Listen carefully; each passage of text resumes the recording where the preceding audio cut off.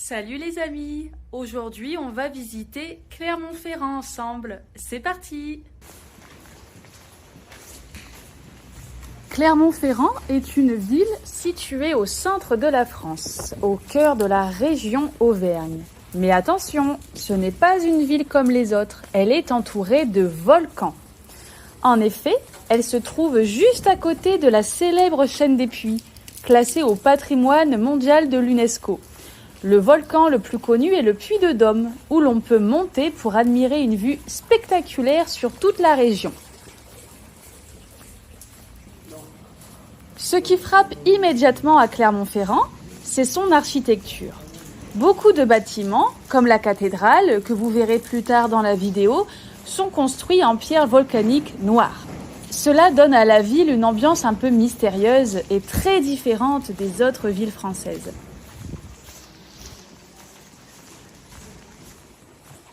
Dans le centre-ville, on trouve aussi des places animées, des fontaines historiques comme la fontaine d'Urbain II, qui est liée à un événement très important. En fait, c'est ici qu'en 1095, le pape a lancé l'appel à la première croisade.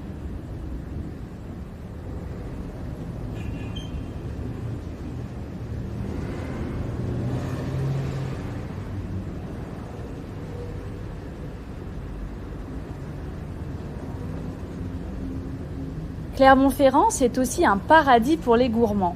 La région est célèbre pour ses fromages AOP. Le Cantal, le Saint-Nectaire, le Bleu d'Auvergne ou encore la Fourme d'Ambert.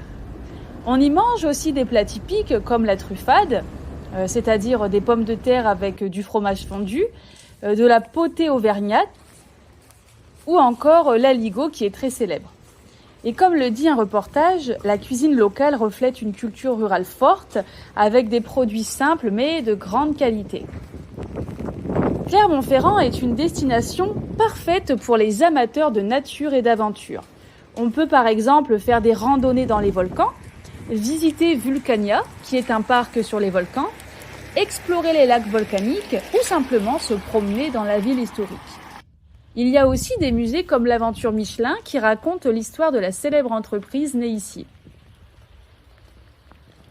Chaque année, Clermont-Ferrand accueille un événement très important, le Festival international du court-métrage, connu dans le monde entier.